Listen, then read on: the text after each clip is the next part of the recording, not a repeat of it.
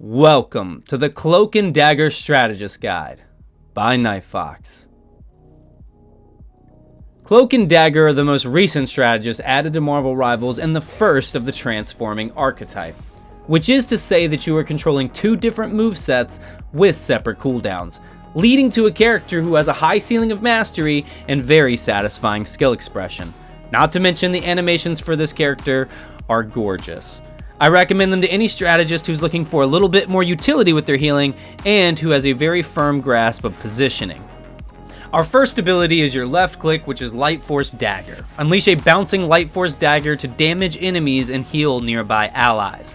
This is your bread and butter. You will be using this about 80% of the time. It does hone in on targets to a certain extent, so as long as you're near them, it makes tracking a little bit easier. It also bounces off walls, so it'll be hard to miss. Shadow's Embrace is your left shift, which will let you shift back and forth between Cloak and Dagger or Dagger to Cloak.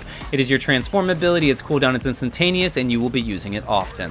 Your E is Veil of Light Force. Deploy a Veil of Light Force to heal allies upon touch and grant them a healing boost, the window pane of gain. This thing is going to reset you after big battles, your team taking heavy hits from enemies. It also applies to the heals granted by your vanguards or your duelists, and let's be honest, this is what's going to give you max healing over Jeff and Luna on the leaderboard. Your right click is Dagger Storm. Launch a volley of daggers, creating a healing over time field in the impact area. This can be used to pump up your healing. This can be used to get your friends out of a bad situation, but ideally, I save this to save myself. It is your only way to heal yourself, and it is one of only two abilities for you to really get away from or escape things. Here I use it preemptively because I know I'm about to take a shit ton of damage. That's what I say you should save it for. Next up is your Moon Knight pair-up ability. Honestly, it's just for Moon Knight. It's going to make him be able to go invisible and stuff. It also gives you a 15% flat healing buff, though, so it's kind of awesome. On to Cloak. Dark Force Cloak. Inflict continuous damage to an enemy. That's right. Moira suck. You're going to be using to finish people with this. As you can see, the damage on it is pretty substantial, especially in a 1v1. And especially versus flyers or high mobility characters like Spider-Man or Iron Man. Terror Cape is Cloak's E. Deploy a Veil of Dark Force to damage enemies upon touch, applying blind to narrow their sight and vulnerability to amplify damage itself. This blinds people, which is the hugest thing. You can use it to shut down Star-Lord ultimates. It also debuffs enemies so they take more damage, which is the most overlooked thing, I think. Dark Teleportation. Cloak's right click. Enshroud nearby allies in the Dark Force dimension and grant them phase, making them untargetable and visible to enemies and granting them a movement boost. This gets your allies to the point faster, but most importantly, this is your strongest repositioning tool. This is your strongest tool to save yourself. As well, you can see me navigate the high ground here. It's usually how I set up my positioning. Here, I phase my whole team out, and we don't get eaten by that Jeff ult. Finally, we have both of their ultimates. Eternal Bond. Perform 3 rapid dashes, healing allies and damaging enemies along the path. This is a zoning tool. This is how you take control of the point. This is such an objective-based powerhouse, and it's what you want to be saving it for. It's not just damaging your enemies as well as healing your allies. It's amazing in tight space corridors like you're going to see me use here, because people can't escape it, and it takes up the entire ground. And then usually it allows you to finish somebody off like I'm doing here with Jeff. Sorry, Jeff. You're still the best boy. If you've made it this far, remember to subscribe and comment down below how sexy the algorithm is. On to Fox's gameplay guide. Here's some actual play footage from our Twitch stream every Tuesday and Friday night, and just some advice and some rotations that I like to use. So I'm going to make sure my team is topped off right now. I'm going to go in an ult, take space off my point. Now when I come out of the ult, I switch to Cloak, and I use my right click. I enable my team to be invincible there. I did that to save myself, but if you'll notice, I actually saved my entire team from the CC effect of Jeff's ultimate getting eaten whatsoever. And we topple him, and I also reset myself and get back into a more favorable position. This is me stepping up a little bit too far, so as you see, I'm going to back up. I like to throw a blind in there. This is risky, and I'm pretty sure Doctor Strange negates that with his shield anyway. Here's the clip I showed you earlier where I saved myself with the right click. Also, love to Loki there, who also saved my bacon. Bye-bye, Magic. I still love you. So yeah, we're gonna throw our left clicks, like I said, 80% of the time, right? I'm in danger, 87 health. The enemy can't see me when I do that, so he has no idea where I went. I navigate to a much better position. You saw me throw that right click on the ground, so that way I know I can get to full health before I jump back into this. Honestly, I didn't need to jump down from my high ground positioning, but for me, it's about just making sure that I can hit my allies. If I'm shooting from a top-down position, there's a chance I miss, and there's a chance they die, and I'm not comfortable taking that.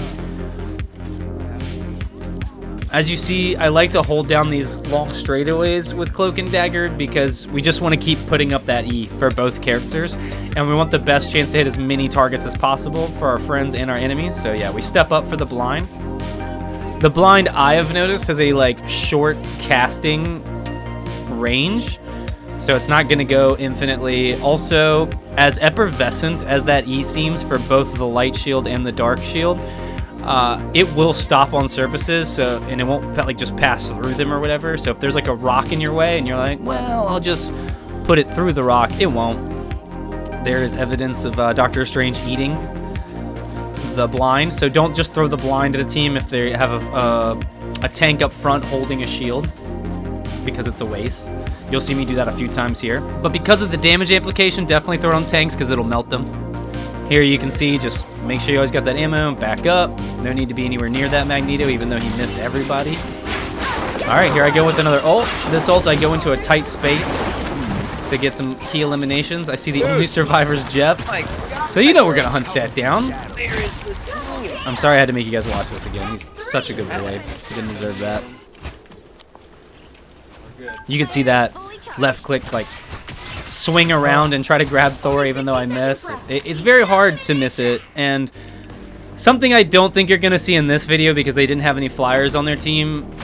Dagger is so good at helping your DPS deal with flyers. She can't like melt them herself very quickly or efficiently, but just pecking at a Spider-Man or an Iron Man or a Storm while your while your Hawkeye is trying to hit them, it's gonna lead to the elimination. Whereas otherwise they would probably get away. Oh, there's one. They actually did have an Iron Man, but that guy just wasn't flying a lot. He was staying very close to the ground. Oof, so low there, but here you go. See that cloak again? Always glide with it because you do turn invisible. So getting that height and that displacement makes it so that it's going to be pretty hard for the enemy to find you to try to finish you off. And trust me, if you're being as annoying as I was this match, and as hopefully you're going to be going forth after this guide, they want you gone. They want you unalived, as the algorithm likes me to say. Shout out to my team here. They're doing great. Here I go stepping up, getting a little greedy, making sure that I get the MVP so I can show off for you all. And that's it, dude. That's all you need.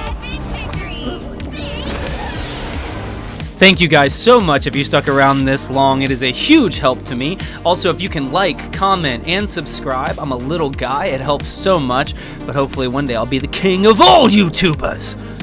But I need your help to do that. If you enjoyed this video, comment down below if you'd ever like to see like some Marvel lore. I actually love Cloak and Dagger. I love Marvel stuff. I'm a huge nerd. We stream every Tuesday and Friday from 7 p.m. to midnight. I will be coming out with more rival guides, probably Iron Fist next. I am loving this game. I love all of you, and as always, later, Fang Gang. Oh crap. Okay, well I can cut it. Yeah, we did it.